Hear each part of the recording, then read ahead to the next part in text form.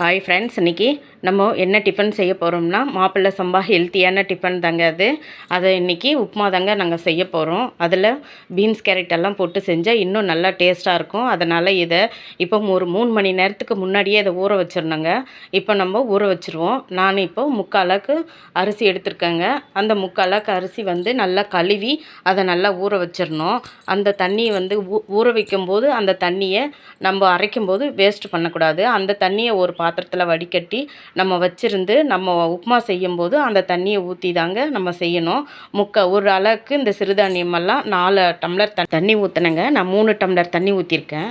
இது பாருங்கள், இது 3 மணி நேரம் ஊறிடுச்சு. இப்போ இந்த தண்ணியை நம்ம வேறு பாத்திரத்தில் ஊற்றி வச்சுப்போம். இதை ஊற்றி வச்சுட்டு இதை நம்ம ஒரு வெள்ளை துணி போட்டு அந்த துணியில் இதை கொஞ்சம் நேரம், ரொம்ப நேரம் வேண்டாம், ஒரு 10 நிமிஷம் இது கொஞ்சம் உணர்த்தினா போதும். அப்புறம் நம்ம மிக்சியில் போட்டு நல்ல குறகுறப்பாக நம்ம நோய் பதத்துக்கு அரைச்சிக்கலாங்க. இது பாருங்கள், இப்போ நம்ம மாப்பிள்ளை சம்பா உப்புமாவுக்கு பீன்ஸ் கேரட்டு கொஞ்சம் எடுத்துருக்கோங்க. 3 பச்சை மிளகாய் எடுத்துருக்கோம். மீடியம் சைஸு வெங்காயம் எடுத்துருக்கோங்க. இப்போ நம்ம தாளிப்பு போட்டுடலாம். ஸ்டவ் பற்ற வச்சுக்கோங்க. பாருங்கள், கடாய் காஞ்சிருச்சு. நம்ம இப்போ ஆயில் போட்டுக்கலாம். ஆயில் கொஞ்சம் திட்டமாக விட்டுக்கோங்க. எல்லாத்துலேயுமே ஆயில் கொஞ்சம் நார்மலாகவே இருந்தால் நல்லது உடம்புக்கு.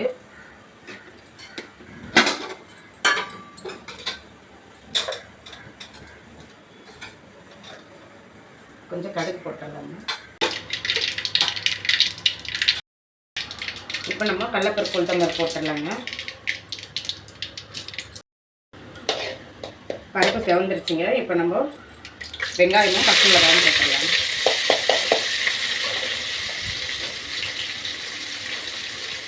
இது கொஞ்சம் நல்லா செவரட்டுங்க. இந்த மாப்பிள்ளை சம்பா உப்புமாவை செஞ்சு சாப்பிட்டோம்னா நார்ச்சத்து அதிகங்க. பிபி சுகரு எல்லாமே கண்ட்ரோல் ஆகும். நம்ம டெய்லி இந்த இட்லி தோசை இதெல்லாம் சாப்பிட்றத விட நம்ம இது போல் மாப்பிள்ளை சம்பா செஞ்சு சாப்பிட்டோம்னா இந்த சிறுதானிய வகைங்க, மாப்பிள்ளை சம்பா, கருப்பு கவுனி, இந்த குதிரைவாளி, தேனை இதெல்லாம் நம்ம செஞ்சு சாப்பிட்டோம்னாக்கா நம்ம உடம்பும் ஹெல்த்தியாக இருக்கும். நம்ம சுகர் பிபியும் கண்ட்ரோலுக்கு வச்சுக்கலாம். நம்ம இந்த வெயிட் லாஸ் பண்ணுறவங்க பசங்க முக்கியமாக இதை சாப்பிட்டாங்கன்னா ரொம்ப நல்லதுங்க.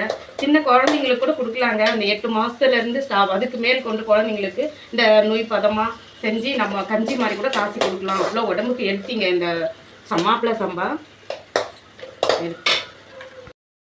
இப்போ கருவேப்பிலை போட்டுடலாங்க. தேவையான அளவு கல் உப்பு போட்டுடலாங்க. கொஞ்சம் சீக்கிரமாக கல் உப்பு இந்த வெங்காயம் வதங்குறப்ப போட்டோம்னா சீக்கிரம் வதங்கிடுங்க. செவந்துருச்சு வெங்காயம். இப்போ நம்ம இந்த கட் பண்ணி வச்ச பீன்ஸ் கேரட் போட்டுக்கோங்க.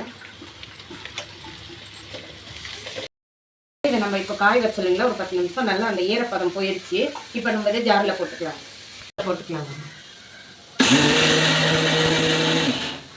உடனே நம்மளுக்கு அந்த நோய் பதம் வராதுங்க. நம்ம மிக்சியில் போடும்போது கொஞ்சம் தள்ளி அரைச்சோம்னாக்கா அது சீக்கிரம் மசிஞ்சிடணும். இது பாருங்கள், நோய் பதத்துக்கு நம்ம அரைச்சி எடுத்துட்டோம். இப்போது இங்கே பாருங்கள், இந்த காயை நல்லா வதங்கிடுச்சு. இப்போ நம்ம கழுவி வச்சோம் இல்லைங்களா, அந்த தண்ணி இருக்குது, அந்த தண்ணி ஊற்றிடலாங்க. நான் இதில் 3/4 அளவுக்கு இப்போ எடுத்துருக்கேங்க. இதில் நம்ம 2 டம்ளர் 3 டம்ளர் தண்ணி ஊற்றினா போதுங்க. நான் அளக்கில் அப்படியே ஊற்றுறேன். உங்களுக்கு தேவைன்னா நீங்கள் பாருங்கள், தண்ணி நல்லா கொதிச்சிருச்சு. இப்போ நம்ம அரைச்சி வச்சுருக்கோம் இல்லைங்களா, இந்த நோய் பதத்துக்கு இந்த அரிசியை இதில் போட்டுருவோம்.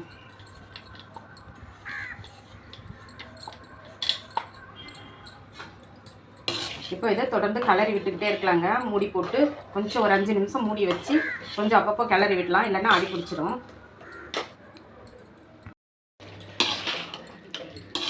இது நல்லா கொதிக்கும் போது கொஞ்சம் சிம்மில் வச்சுக்கோங்க. சிம்மில் வச்சு அதை நல்லா கிளறி விட்டு மூடிடுங்க.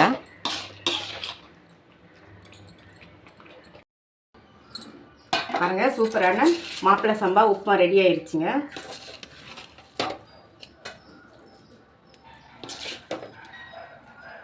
நல்லா அடி பிடிக்கவே இல்லைங்க. நல்லா சூப்பராக வந்திருக்கு மாப்பிள்ளை சம்பா உப்புமா.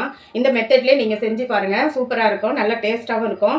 இந்த மாப்பிள்ளை சம்பா உப்புமா இதெல்லாம் சிறுதானியம். இந்த மாப்பிள்ளை சம்பா உப்புமா, கவுனி அரிசி கஞ்சி இதெல்லாம் நம்ம குடிச்சோம்னாவே நம்மளுக்கு பிபி சுகர் எல்லாம் கண்ட்ரோல் வருங்க. என்ன ஒரு அதிசயம்னாக்கா, இதை நான் நார்மலாக எல்லோரும் சொல்கிறது நான் சொல்லலைங்க. நம்ம வீட்டில் இதை நாங்கள் அடிக்கடி செஞ்சு சாப்பிடுவோம். இப்போ தான் கொஞ்ச நாளாக நம்ம வீட்டில் செய்யறதில்ல, கொஞ்சம் வேலையாக இருக்குன்னு. இதை செஞ்சு சாப்பிட்டதுனால எனக்கு ஐபிபி அந்த டாக்டரே ஆச்சரியப்பட்டுட்டாங்க. பரவாயில்ல, எப்படிம்மா இப்படி கம்மி பண்ண பிபின்னு.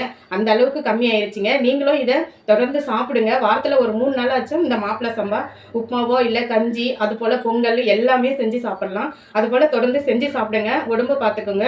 நல்லா இந்த சுகர் பிபி எல்லாம் கண்ட்ரோலுக்கு வரணும். மாப்பிள்ளை சம்பா உப்புமா ரெடி ஆயிடுச்சுங்க. வாங்க எல்லாரும் சாப்பிட்லாம்.